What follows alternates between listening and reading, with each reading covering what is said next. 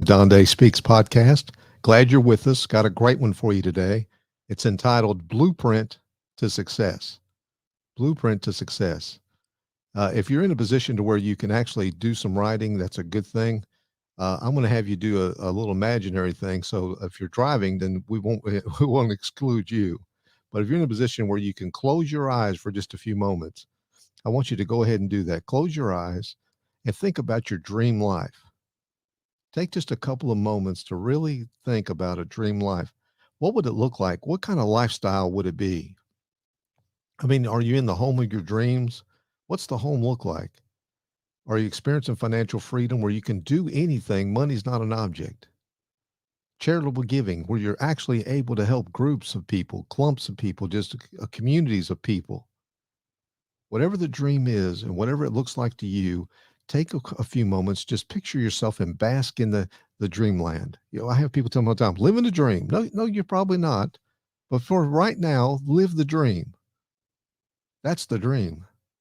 Anything you ever wanted, all the things you expect, the best of the best, where you want to be at the end of your life, that's the dream. Then there's reality. Reality's kicked in. Eyes back open now. What does your day-to-day life really look like?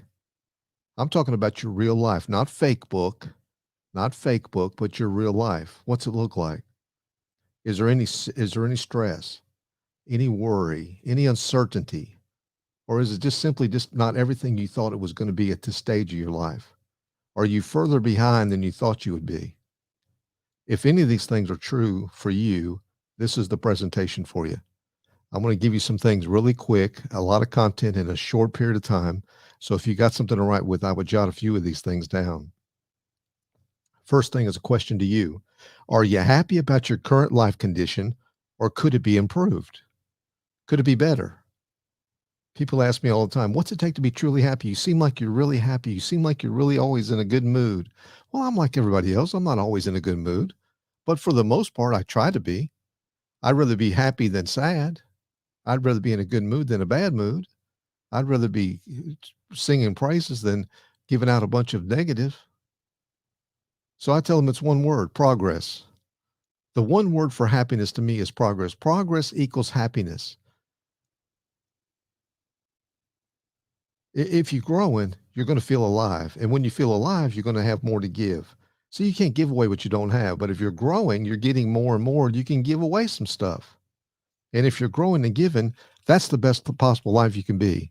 It does more for you than anything else I can imagine. Growing and giving is easy, sounds easy, but it's hard to do consistently because we get in a funk, we get in a bad mood. We allow negativity to creep in. Write this word down, neglect. Neglect. When we neglect anything or we neglect a day, quitting is lurking around the corner. Look, some days we just don't feel like doing what we're supposed to do. Some days we don't feel like being on a diet. Some days we don't feel like exercising. Some days we don't feel like going to work. Some days we don't feel like being in a good mood. Some days we just want to be in a funk. That's the time when you need to really get progress. You need to hit it as hard as you can and progress because it will change your life. I tell people all the time, stop trying to get through the day and start trying to get something from the day. I heard a statistic years ago that really opened my eyes. 10 out of 10 people die. That includes me. That includes you. We got a limited number of days. Don't even waste even one of them. Don't waste them. Make sure you're spending your days wisely. You're investing them. Write down this next statement. I must stop majoring in minor things. I just don't have the time. I must stop majoring in minor things. I just don't have the time. So many of us are majoring in minor things. We're spending time on stuff that's already happened and we didn't like the way the results came out. You should be spending time on majoring in major things. Self-development, for example. Make an investment in you, your self-improvement. I always give every group 3 words that change their life. If you heard me speak once, you've heard these words. Get over it. I don't care what it is that happened in the past. Get over it. You can't harbor resentment, play the blame game, and play the victim card and still progress. It doesn't work like that. It only robs you of your happiness. It puts you further behind, not further ahead. Another thing I'm famous for is giving you two things that will change your life forever. Number one is stop doing stupid stuff. People say, well, how do you know it's stupid? Well, if you're ever with a group of people and somebody says, hey, everybody, watch this. What's getting ready to happen is going to be stupid. What others are getting ready to do right now, hold my drink. It's going to be pretty stupid. My wife called me a couple of weeks ago and said, when you're on your way home, would you mind stopping and picking up a few things from the grocery? Well, I've got a grocery store 3.1 miles from my house. I said, sure. So I stopped on the way in, went inside the store, got the stuff, and I came out and I got ambushed by four of the meanest looking Girl Scouts you've ever seen in your life. Four of them. They had me outnumbered. So I gave them my money. They gave me 4 boxes of Thin Mints and to let me go on my way. Remember, I'm 3.1 miles. I'm not bragging on myself, but I was able to open the box with one hand. I was able to slip out a sleeve. I was able to break the cellophane plastic on the sleeve and funnel those jokers until I had the entire box gone before I hit my driveway. Accomplishment. Stupid. Eating 2 boxes, 2 sleeves of cookies on the way home is not something I would call smart. But we all do stupid stuff. But I did a couple smart things. I kept 1 box in my car for breakfast tomorrow morning, and I gave the other 2 to my wife and said, I'm really not interested in them. Here, you can eat them. I don't want any. Stupid stuff. Next thing I tell people is to start doing everything they know they should do. Start doing everything you know you should do. We know we should eat better. We should work out more. We should work harder. We spend more time with our family. We know what we should do, but we wind up shoulding all over ourselves. Write that word down, shoulding. Shoulding. I made it up. It's a Greek word. It means do. Next statement, turn off your autopilot and start thinking and acting. You've got to turn autopilot off. I tell my groups all the time, if you ever driven somewhere familiar and after you arrive there, you realize that you don't remember the drive. Physically, you were in the car, but mentally you were somewhere else. And I tell them about the Kramer story of Jerry Seinfeld, where Kramer's moving to California. And Jerry runs into him in the coffee shop and says, Kramer, are you really moving to California? He says, Jerry, up here, I'm already gone. I think sometimes many of us up here, we're already gone. We're just thinking, stinking thinking. It's called stinking thinking. You know, the average person loses focus in their natural brain, their conscious brain, every 6 to 10 seconds. We're the most distracted generation in the history of the world. What are your weapons of most distraction? What are your weapons of mass distraction?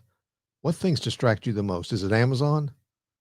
Is it Facebook? What is it that it takes away what you're supposed to focus on and get you lost? Conscious brain can only keep track of a few things. Your non-conscious brain goes 24 hours a day and keeps track of everything. It's what handles the details. I tell people about the RAS all the time, the reticular activating system, the green car. I tell them about it all the time. If you bring something to the attention of your brain, the non-conscious brain will search that thing out until the nth detail. Your conscious brain that's where you make goals and you articulate what you want, but it doesn't really keep focused. 6 to 10 seconds is not long. The power center of your brain is the non-conscious. It's where your habits reside. And let me tell you about habits. They're 1,000 times stronger than your desires. You could want to do something, but if you don't change the habit, you won't do it for very long. Habits control a lot. And when you think about the same thing over and over again, it eventually becomes a habit of thought. And a habit of thought over time and repetition becomes an attitude or a belief. Right or wrong, it's a belief. It determines your life's direction. And it doesn't have to be true. The force of habit, the force of thought, the force of belief doesn't have to be true. Once upon a time, we all thought that America and the world was on a flat surface, that if you went to the edge, you'd fall off. No travel agent would ever take you close enough because they didn't want you to fall off the world. Well, we know that's not true, but we had a belief that it was for many years. They're not necessarily the truth. Limiting beliefs are nothing more than specific neural patterns in your brain, thoughts that are so ingrained that we don't have to even think about them anymore. They become automatic. It's called autopilot. Autopilot's good if it's working for you. It's bad if it's working against you. It's called limiting beliefs. They keep you from fulfilling your potential. I've read a study that said this is pretty interesting. By the time you're 17 years old, you've heard "no, you can't" an average of 150,000 times. No, you can't. No, you can't. No, you can't. Over and over and over. But 30 times, excuse me, 5,000 times, you hear yes, you can. 30 no's for every yes. That makes for a powerful belief of I can't. It's been put into you. It's been placed into you. It's not your fault, but you have automatically the normal inclination is I can't. Well, I need you to speak for this group. I can't speak. I can't get in front of a group. There's no way. I can't do it. Well, I need you to do this. No, well, that's not my specialty. I really can't do that. We say can't because that we can't because it's ingrained in us. It's a limiting belief. It's in the non-conscious brain. It's a habit. And unless you change the habit, you're going to continue to say, I can't. Here's the problem. Beliefs tend to be self-fulfilling. This is because they're habits, and habits are 1,000 times stronger than desires.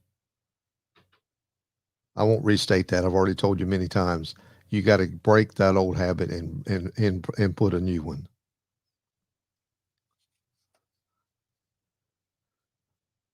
Dan Cathy, with the owner and founder of Chick-fil-A, he sits down an hour a day, 1 day a week, in just a quiet conference room with an ink and a pen and a pad of paper. And all he does for that hour is just to write down every thought that comes to his mind.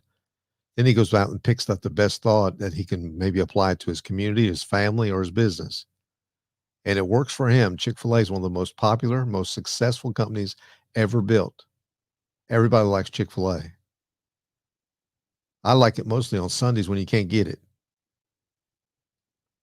They asked Warren Buffett one time, what's the biggest challenge facing America today? And he says, it's real simple. We, the people, have lost or are losing our ability to think. It's called digital dementia. We don't think anymore. We Google everything, or we ask other people. We just don't think. We don't use this powerful, massive brain, this unbelievable computer that we have between our ears. We don't use it anymore. We're on autopilot.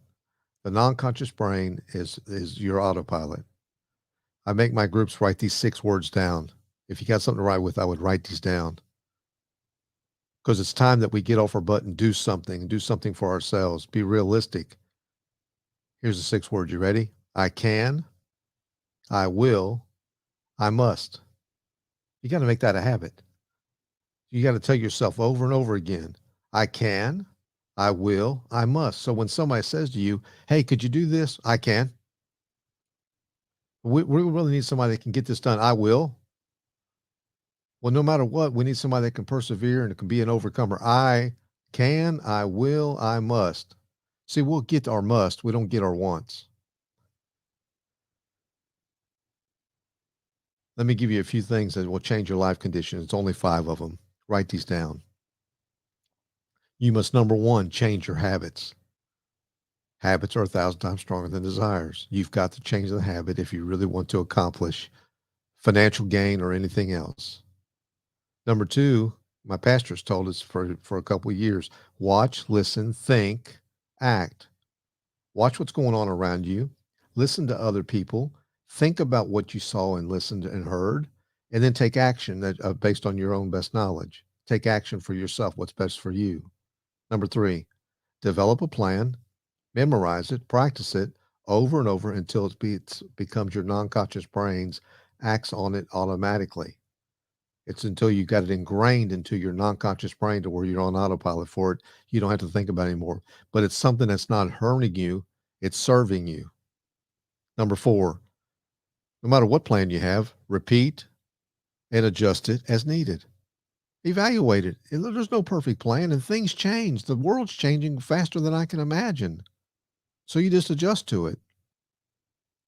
Number 5, never neglect an action plan. I'd write the statement down I use all the time. It's one of my favorite quotes. It's mine. Neglect is the first step to quitting. If you neglect anything, you're on your way to quitting. So don't neglect. Look, there's a lot of things happening in the world. That's just a few ideas that can help you. We all need all the help we can get. That's it for today. And next time we'll see you on I Live, Grow, and Do.